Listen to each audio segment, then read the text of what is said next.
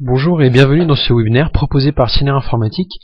Alors aujourd'hui nous allons voir dans ce webinaire le transfert d'installation d'un serveur à un autre de Kerio Connect.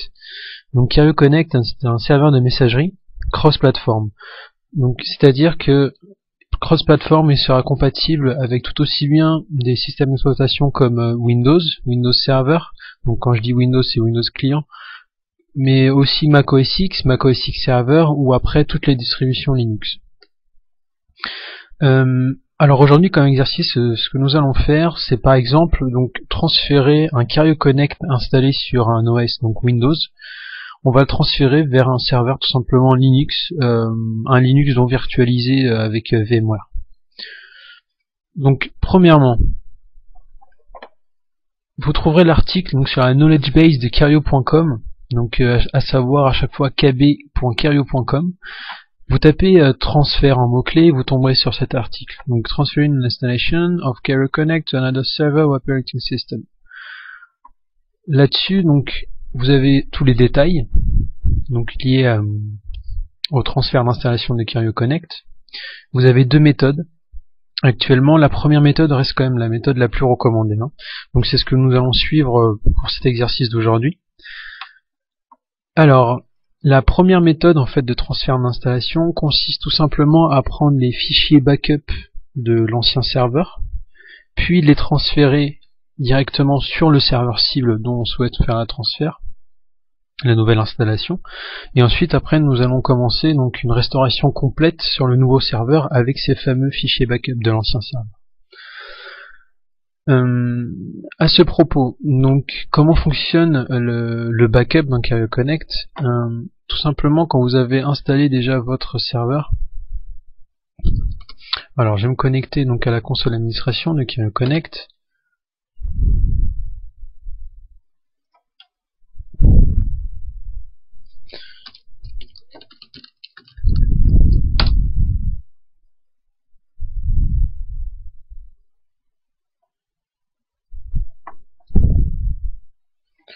Ok. Donc le backup dans Kerio Connect consiste donc en plusieurs tâches de planification. Donc vous pouvez planifier un backup quotidien de votre machine dans Kerio Connect, de son ensemble de fichiers. Généralement, de toute façon par défaut à une première installation de Kerio Connect, les backups sont effectués donc quotidiennement.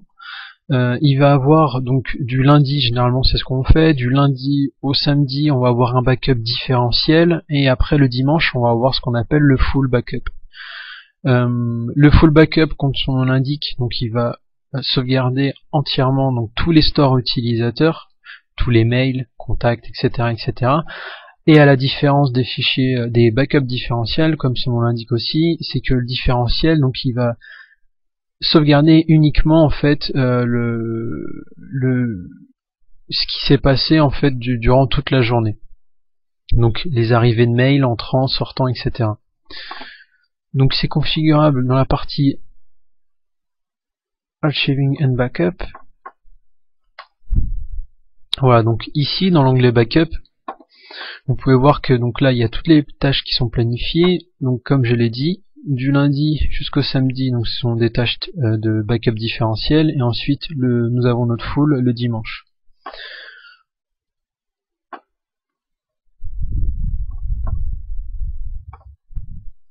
Alors actuellement c'est assez simple. Donc pour cela,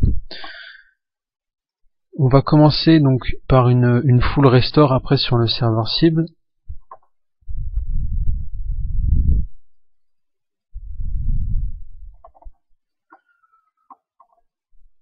Mais pour faire une restauration, ce que je vais faire, c'est que je vais vous montrer directement donc les articles en relation. Donc toujours sur la knowledge base, vous tapez restore.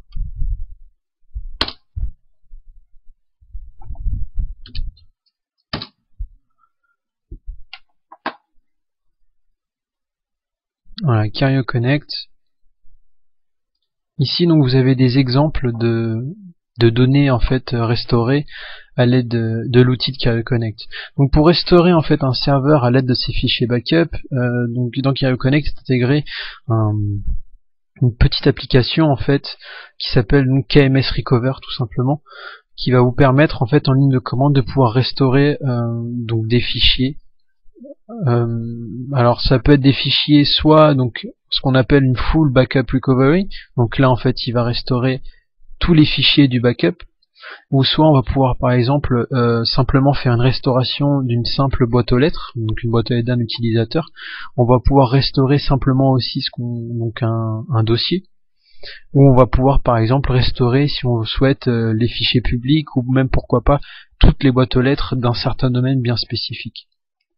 Donc ce qui va nous intéresser pour aujourd'hui, c'est vraiment le full backup recovery. Donc là il vous dit tout simplement l'exemple pour faire une restauration complète d'un serveur. Donc ça va être la ligne de commande qui va s'appeler tout simplement KMS recover, et ensuite nous allons avoir donc juste à taper le chemin d'accès où sont enregistrés les fichiers de backup qu'on a transférés. Donc pour l'exercice d'aujourd'hui, donc j'ai actuellement pris, donc ils sont ici directement sur mon bureau, ça on peut mettre à la corbeille. Donc ça va être mon full backup que j'ai effectué. Donc il est certes petit, hein, il fait que 500 MO. Étant donné que pour un côté pratique, j'avais pas fait un backup de plusieurs gigas, bien entendu. Donc ça, c'est mon backup qui a été effectué. Donc vous pouvez voir qu'il est en fichier zip. Donc à chaque fois quand il y a un backup de KarioConnect, tout est en fichier zip. Donc ce fichier zip, ce qu'on va faire là actuellement, c'est le mettre donc directement sur le serveur cible. Donc le serveur cible pour moi dans notre cas là, ça se trouve donc sur un vSphere. Hein. Ce que j'ai fait tout simplement, c'est que j'ai déployé une VM, donc KarioConnect Software Appliance. Donc cette VM peut être directement déployée à l'aide de fichiers OVF, hein, directement. Peut être importé en OVF.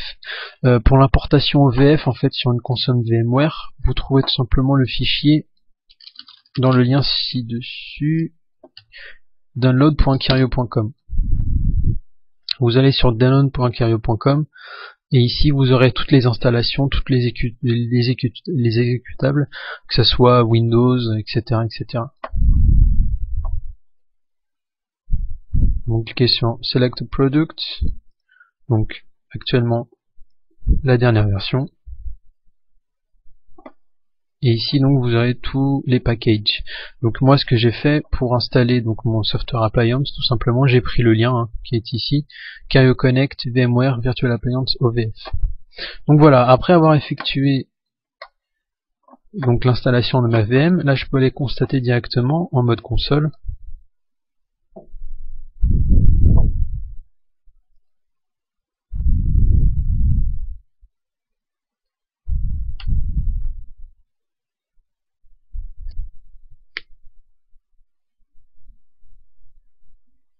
Alors pendant que le mode console charge, parce que je voulais vous montrer effectivement donc que tout tournait bien, donc pour un transfert par exemple sur une machine Linux, moi ce que je recommande tout simplement c'est de passer par le logiciel WinSCP, hein, qui va vous permettre de faire du transfert SFTP qui sera beaucoup plus simple après sur un Linux.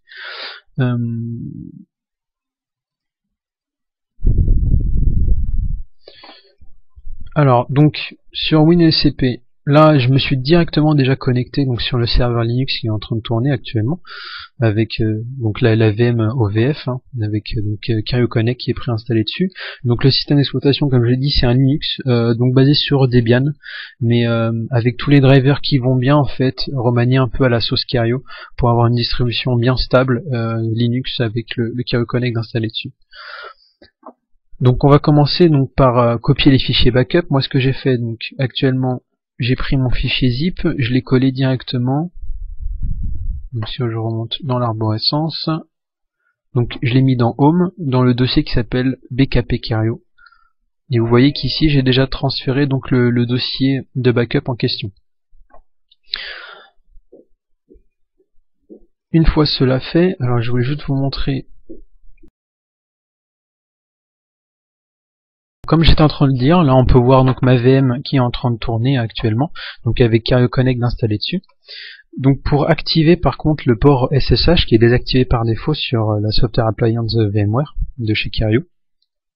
Pour l'activer, donc simplement quand vous êtes ici, donc vous tapez Enter pour accéder à la console. Vous tapez votre mot de passe admin. Alors,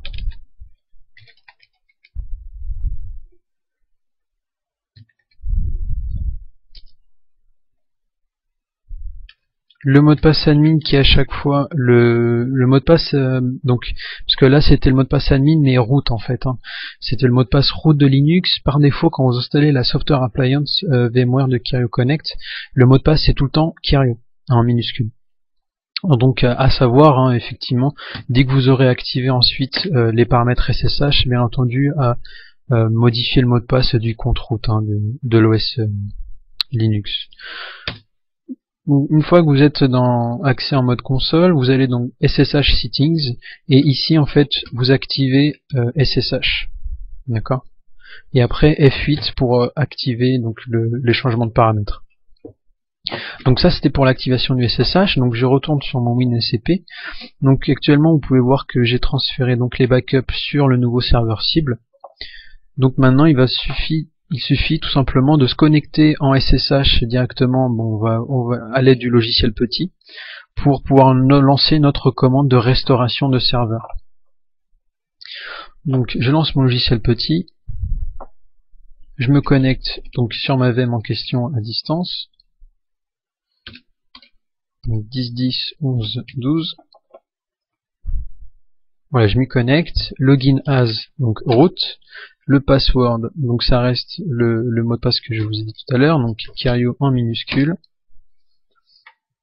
Une fois que vous êtes là, alors comme on l'a vu en fait dans la procédure de restauration, donc la commande là qui nous intéresse en l'occurrence, ça va être donc KMS recover espace et le chemin d'accès de là où vous avez mis en fait vos fichiers de backup. Donc en l'occurrence mes fichiers backup je l'avais mis dans home bkp Kirio et donc le nom, je vais juste le retrouver ici, donc le nom de mon fichier backup c'était donc C 2014. Donc là vous pouvez voir que les chiffres en fait correspondent tout simplement à l'année, le mois et le jour, puis ensuite donc heure, minute, seconde. Donc 12 12 T12 04 27Z .zip. Donc là je fais OK. Alors pour la commande en Linux de KMS Recover, c'est pas comme sur Windows, donc bien à veiller bien entendu quand c'est une application à lancer, un ./.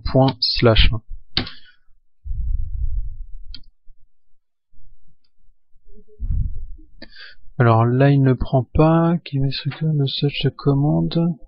Alors juste avant j'ai oublié quelque chose, bien entendu, c'est avant de lancer l'application, se positionner bien entendu où se trouve en fait l'exécutable. Donc en l'occurrence l'exécutable il va se trouver avant, donc il faut se mettre dans l'emplacement OPT. Donc c'est à l'emplacement où est installé tout simplement Kirio Connect, hein. OPT Kirio mail server. Voilà, une fois que vous êtes positionné à l'emplacement, là vous pouvez commencer à lancer la commande précédente. Donc là j'ai lancé la commande recover et ce qui me dit donc Kirio Connect must be stopped during the recover process. Donc ça c'est normal étant donné que vous pouvez pas faire de restauration pendant que le service est actif. Donc pour couper le service Kirio Connect donc sur Linux, vous tapez la commande donc, etc. etc donc init.d Kirio-connect stop. Donc voilà, là il vous dit donc il est en train de couper le service Kirio Connect. Voilà, donc stopping Kirio Connect, ok. Donc à ce moment-là on va pouvoir recommencer donc la commande d'avant. Donc toujours un ./ KMS recover espace le chemin d'accès où sont rangés les fichiers zip du backup peut être ok. Donc là il vous signifie qu'effectivement le processus va supprimer tous les fichiers existants, donc tous les mails existants qui sont sur le Kirio Connect cible, et il va être remplacé donc par les fichiers les fichiers backup que vous avez pointés. Donc là ce que vous dites c'est yes, juste pour confirmer, et là il vous dit en fait tout simplement le fichier le fichier de configuration en fait dans le fichier de backup existant ne correspond pas en fait, n'a pas le même chemin d'accès que sur le nouvel système d'exploitation sur lequel vous essayez de faire le transfert d'installation.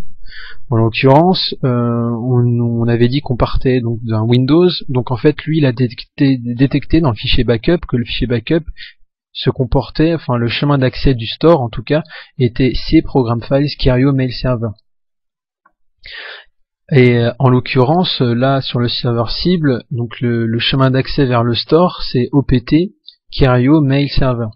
Donc là, ce qu'on va lui dire tout simplement, c'est je veux garder donc la configuration actuelle qui est sur le serveur cible, donc je veux garder la même arborescence bien entendu, donc je veux pas repartir sur l'arborescence Linux. Donc vous tapez 1, vous faites OK, et donc le processus de backupage est en cours, il est en train de se lancer. Donc là pour 500 MO, ça va être bien entendu quand même assez rapide. Sinon, à savoir en fait, pendant qu'il est en train de faire le backup, donc Kirio Connect a un système de fichiers à plat en fait.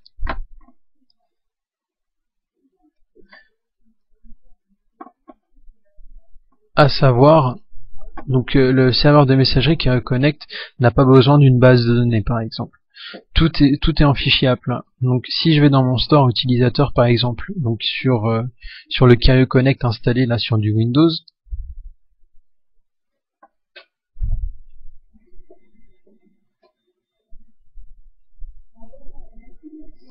voilà, donc généralement, de toute façon le Kirio Connect donc est toujours installé donc dans C programme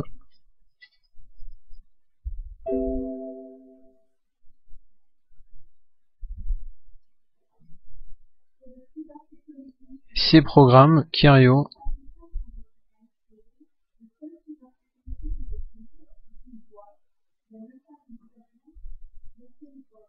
mail server.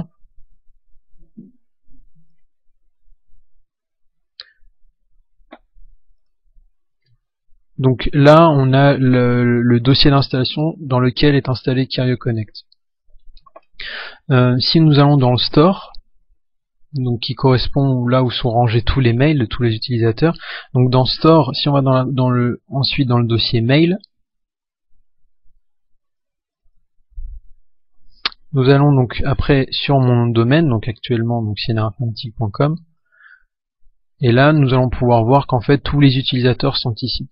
Donc là c'est une machine en bande test, donc on peut voir tous les stores d'utilisateurs. Ici je vais sur un des stores utilisateurs en question, n'importe lequel, on va pouvoir voir toute son arborescence fichier en fait, qui va correspondre à son arborescence des dossiers de comment il a construit sa boîte aux lettres, et notamment par exemple vous aurez le dossier inbox qui correspond donc au dossier de la boîte de réception.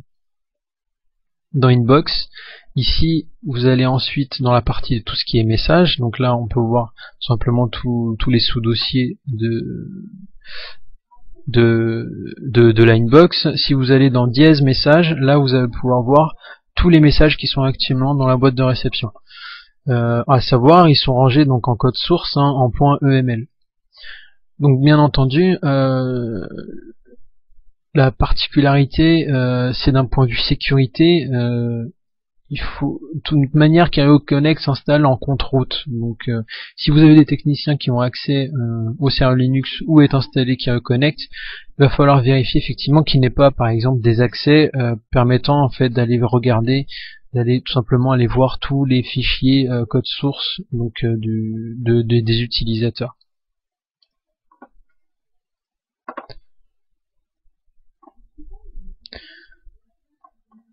Donc voilà.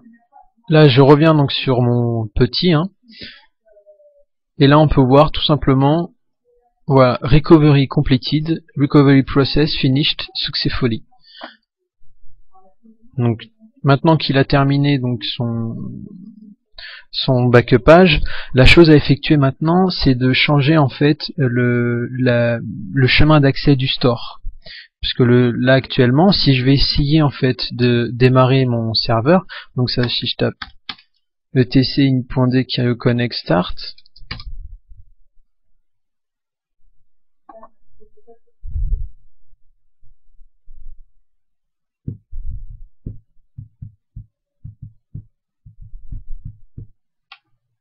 Donc en théorie, il devrait me dire, voilà.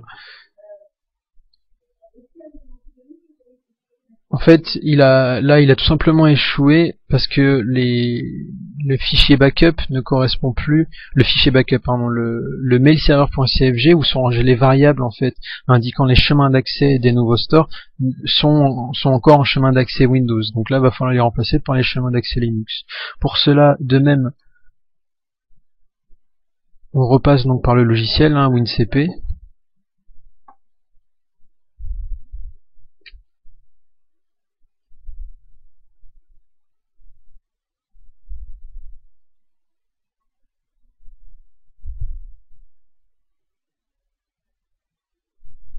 Alors, c'est un peu long. Mais voilà, une fois qu'on est sur WinCP, donc je tape l'adresse IP de ma VM en question, utilisateur root, le mot de passe toujours de même Kirio, connexion.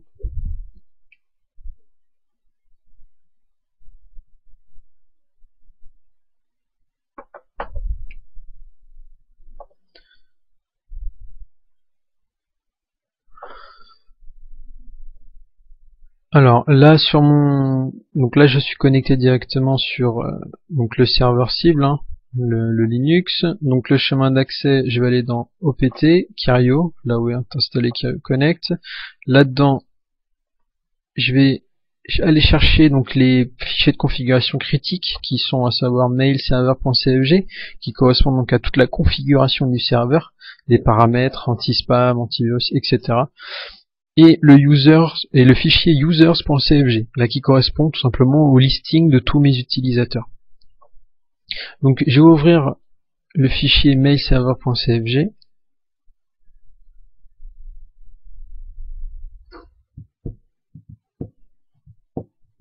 Donc à savoir toutes les manipulations là que je fais, de toute manière, elles sont toutes indiquées donc dans la procédure sur la knowledge base de Kirio.com.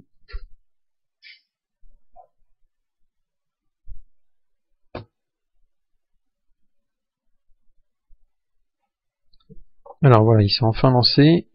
Donc une fois que vous avez ouvert donc votre fichier mailserver.cfg, vous allez faire une recherche. Vous allez rechercher store dir comme store directory. Vous cherchez store dir et la ligne qui est ici, donc qui vous remarquez que c'est encore du chemin d'accès Windows, on va la remplacer donc par du Linux. Donc à savoir, mon Kirio est installé dans OPT Kirio mail server. Voilà, vous pouvez voir aussi qu'il y a d'autres fichiers, d'autres chemins d'accès encore sur Windows. Ceux-là vont être en fait configurables, reparamétrables depuis la console administrateur dès que vous y aurez accès. Après, vous pouvez tout aussi bien d'ailleurs les changer ici en dur. Il n'y a aucun souci. Donc, je fais sauvegarder. Voilà. Donc une fois qu'il a sauvegardé les paramètres, le nouveau chemin d'accès, je me remets sur ma console SSH et je vais à nouveau donc lancer le serveur. Donc je fais un etc init.d Kirio Connect start.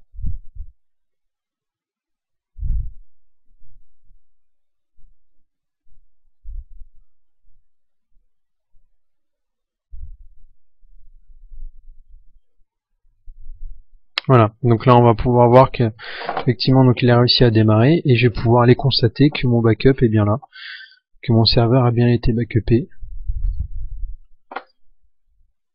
Donc je me connecte sur la console d'administration correspondant à ma VM.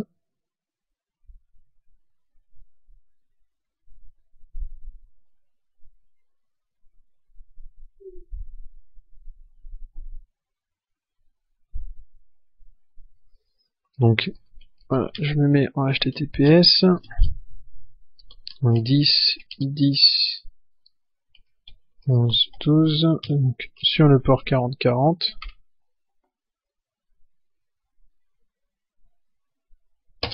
Ok.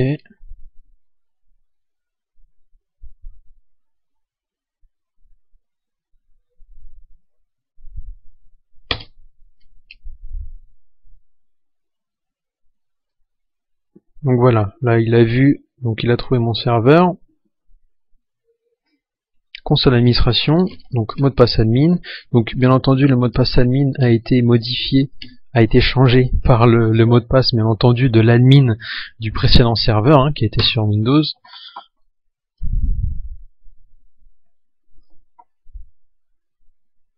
Voilà, donc là il vous dit effectivement qu'il y a un problème de licence. Alors la licence sera réintégrée donc après le full restore, hein. Donc la licence, tout simplement, hein, soit vous tapez ensuite sur vous entrez directement le numéro de licence, ou soit après vous pourrez régénérer le licence.key. Le licence.key qui peut être régénéré directement sur le site Kirio.com. Sur le site Kirio.com, dans la partie support.